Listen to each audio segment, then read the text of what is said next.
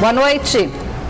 O Band Cidade começa destacando um novo golpe onde as vítimas são famílias de pacientes internados em hospitais da capital. Se passando por médicos ou funcionários, os criminosos ligam para algum parente dizendo que o paciente precisa passar por um procedimento de urgência, mas que não tem cobertura do plano de saúde. No desespero, os familiares fazem o depósito, mas depois descobre que tudo não passa de uma armação e o prejuízo é inevitável. Confira na reportagem de Caio Fonseca e Jackson Rodrigues.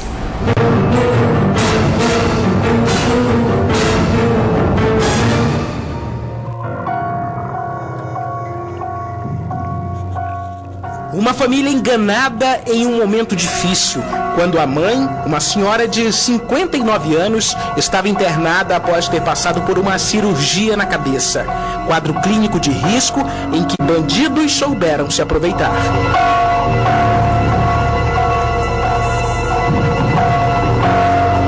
O golpe é comum na região sudeste do país. Alguém liga dizendo trabalhar no hospital, onde um determinado parente está internado, e pede uma quantia em dinheiro para um procedimento de urgência, que o plano de saúde não cobre. E ainda dizem que o paciente teve uma piora. Foi esta mesma explicação que o pai desta família teve em um telefonema. Do outro lado, a pessoa dizia ser um médico da unidade hospitalar. O doutor Paulo falou que precisava fazer a tomografia, que precisava de 3 mil, a doutora Franciane. Aí, se eu podia depositar esse dinheiro. Isso aí no momento não, porque eu não posso ir, mas eu vou ligar para o meu filho. Eu liguei para ele. Aí ele veio, eu dei os 3 mil para ele e foi lá depositar. Desesperado, no mesmo momento o pai chamou o filho mais velho e pediu que ele fosse ao banco depositar 3 mil reais, na conta fornecida pelo então médico que ligou para a família. Mas a conta corrente informada era da suposta médica Franciane de Jesus Duarte, que realizaria o procedimento. A agonia tomou conta da família. Por sorte, o pai havia guardado um dinheiro para emergências. O depósito no valor de 3 mil reais foi realizado minutos depois da primeira ligação. A agência em que o filho fez o depósito foi essa aqui, na Avenida Boulevard, bem em frente ao hospital onde a mãe estava internada na UTI, em pós-operatório. Mas tudo aconteceu muito rápido e quando ele chegava em casa novamente, uma outra ligação, dizendo para ele depositar mais 3 mil reais, porque a mãe estava passando mal e precisava fazer uma outra cirurgia.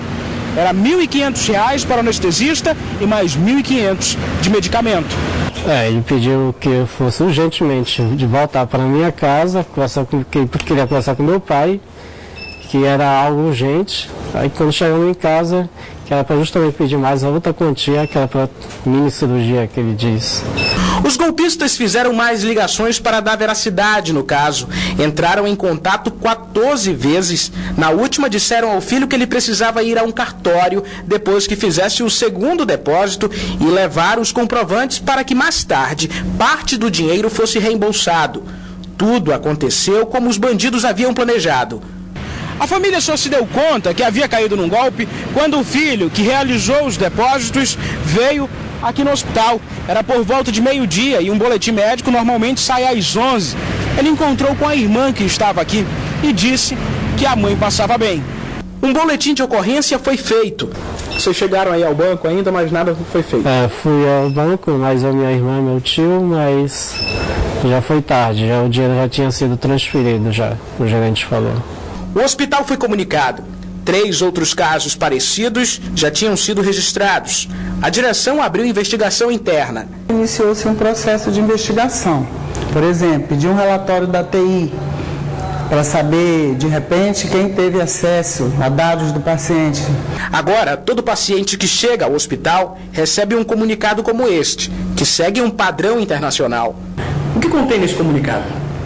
Bom, nesse comunicado nós informamos aos usuários que o Hospital Santa Júlia não tem a prática de ligar para pedir depósito ou qualquer, até informações. A gente liga para a família, pede para comparecer e a gente fala pessoalmente com as pessoas. A família conseguiu rastrear a agência da conta corrente e descobriu que fica no Mato Grosso. E apesar do susto, a família se sente feliz. mesmo tendo um prejuízo econômico. O sentimento quando você é enganado é talvez um dos piores sentimentos. Você se sente lesado. Foi assim que você se sentiu? Sim, mas no mesmo momento, eu confesso, eu senti uma alegria devido que a minha mãe estaria bem, apesar que tivemos uma grande perda econômica. E a paciente que fez a cirurgia em abril deste ano passa bem.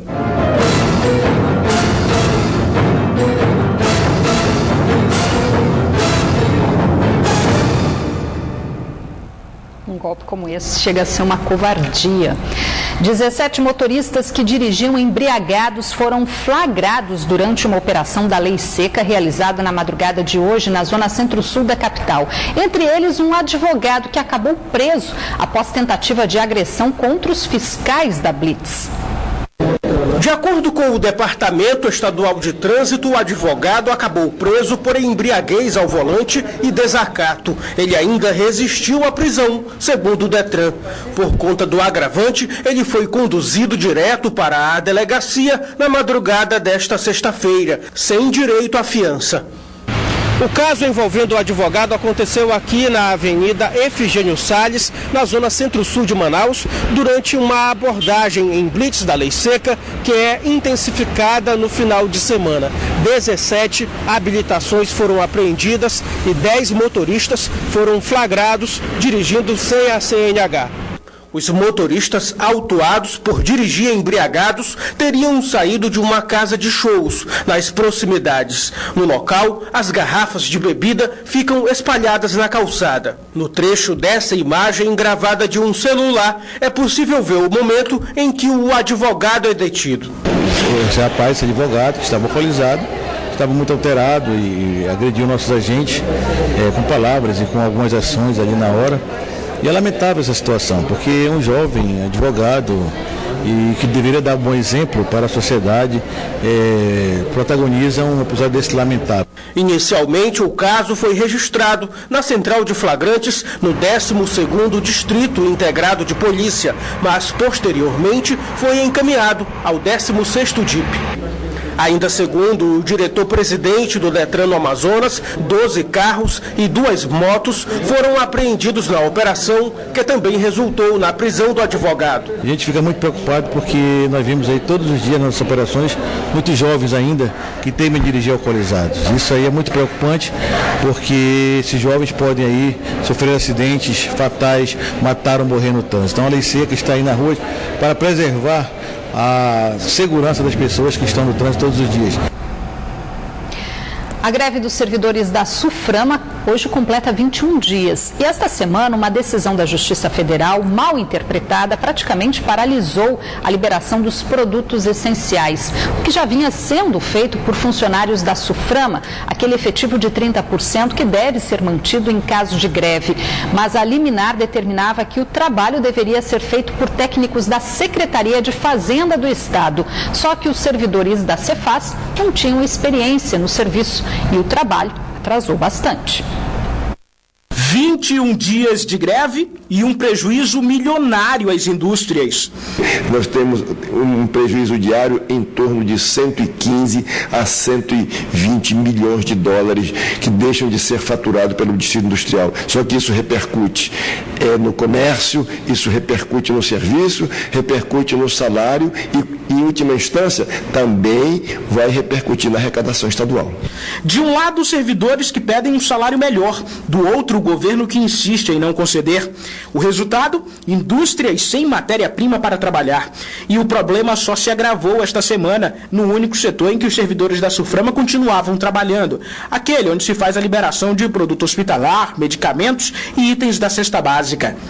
No final da semana passada, a Justiça determinou que funcionários da Secretaria de Fazenda do Estado viessem para este prédio da Suframa e realizassem as atividades feitas pelos funcionários da autarquia.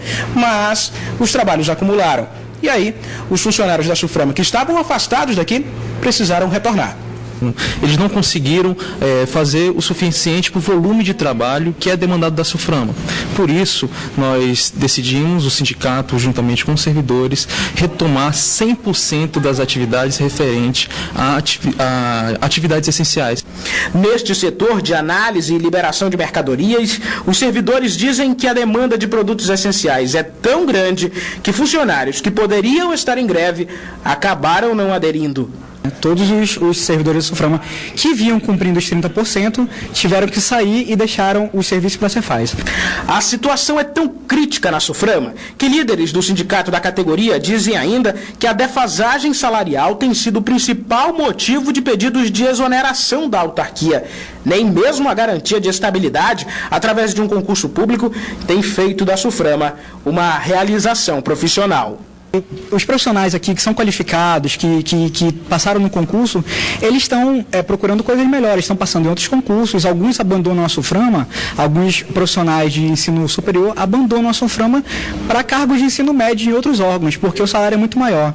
O resultado de tudo o que vem acontecendo tem deixado o órgão que cuida da Zona Franca de Manaus enfraquecido e sucateado. E com isso a indústria, responsável por 600 mil postos de trabalho na capital, continua tendo um futuro incerto. O descaso é muito grande com a situação da Suframa. É aquele velho ditado que os olhos não veem, o coração não sente. A Defesa Civil do Amazonas enviou hoje ao município de Careiro da Várzea abrigos humanitários montados em uma balsa. As moradias flutuantes vão dar suporte aos desabrigados pela cheia do Rio Solimões. Cada abrigo vai equipado com colchões, cesta básica e deve acomodar pelo menos 10 pessoas. O destino dessas aqui é o município do Careiro, distante 25 quilômetros de Manaus, que está em situação de emergência. Esses abrigos são preparados para serem montados em terra firme, mas como o município do Careiro está praticamente todo alagado, elas foram montadas em uma balsa, um verdadeiro condomínio flutuante. No Careiro da Várzea, especificamente, é um município que já está com mais de 80% da sua área afetada pela inundação. Então, a demanda do local exato onde essa balsa vai ficar é o município que vai decidir. As balsas ainda são equipadas com banheiro químico e caixas d'água para armazenar água potável.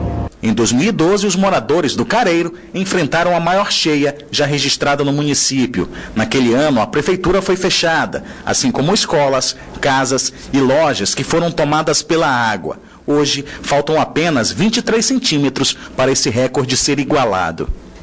Em Anamã, no Baixo Solimões, onde 100% do município foram afetados pela cheia, a prefeitura decretou situação de calamidade pública, mas o pedido ainda não foi reconhecido pelo Estado e nem pela União. No Amazonas, já são 42 municípios em situação de emergência e um em calamidade pública por causa dos efeitos da cheia. E 82 metros cúbicos de madeira que foram apreendidos pelo Batalhão de Polícia Ambiental em 5 caminhões que faziam o transporte ilegal foram doados para a Defesa Civil do Amazonas. Essa madeira agora foi encaminhada para reforçar as ações de combate à cheia dos rios nos municípios de Careiro da Várzea e Iranduba. E vamos conferir agora como vai começar o fim de semana, os detalhes da previsão para este sábado no mapa.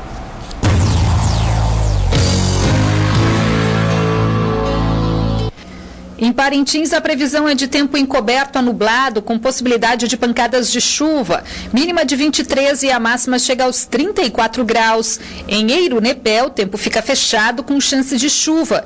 As temperaturas variam entre 22 e 32 graus. Em Manaus, o sábado também fica nublado e há probabilidade de chuva forte no decorrer do dia. As temperaturas variam entre 25 e 33 graus.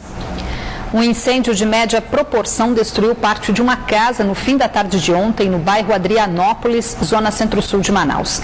A curiosidade por conta da fumaça deixou o trânsito lento no trecho. O incêndio começou no fim da tarde nesta casa que fica na rua Belo Horizonte. No local também funciona uma empresa de iluminação. A casa onde residem os moradores não chegou a ser atingida pelas chamas, que foram controladas rapidamente. De acordo com o Corpo de Bombeiros, um curto-circuito em uma máquina de lavar roupa pode ter provocado o incêndio. As chamas se iniciaram nessa região, que é a lavanderia, e se propagaram.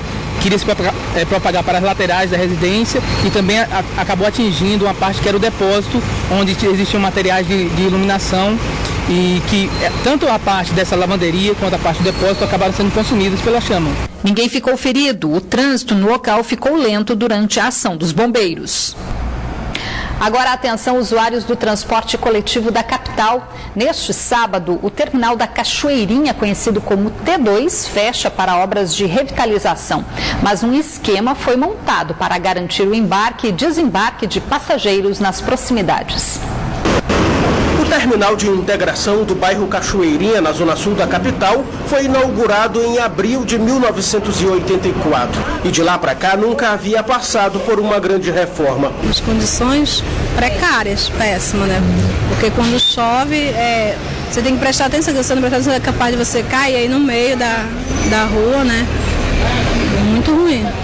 A estimativa da Superintendência Municipal de Transportes Urbanos é que 50 mil passageiros usam o T2 diariamente, no horário de operação das 4 da manhã à meia-noite. O terminal conta com 41 linhas de ônibus, de acordo com a Superintendência Municipal de Transportes Urbanos.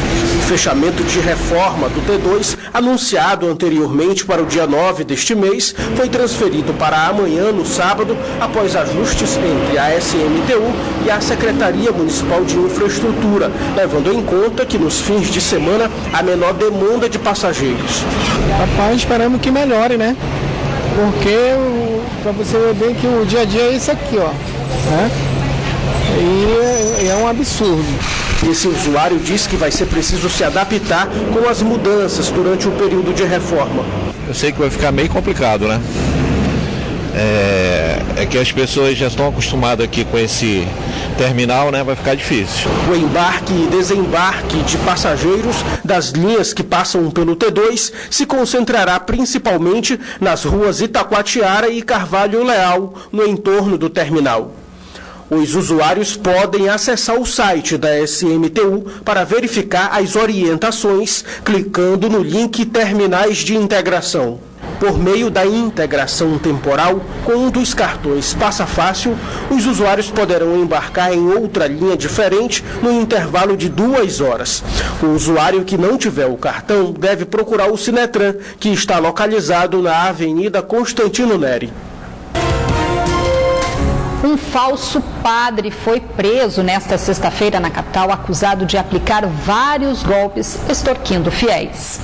O falso padre é André Ricardo Rego Queiroz, de 33 anos. Ele foi preso na tarde desta sexta-feira no centro da capital após denúncias de pessoas que teriam sido vítimas dele. O falso padre usava nomes falsos e o poder para convencer os fiéis a doarem dinheiro à igreja. No entanto, os valores eram usados em benefício próprio. Ele foi detido no 24º DIP e vai responder pelo crime de estelionato. Para a polícia, ele confessou o crime.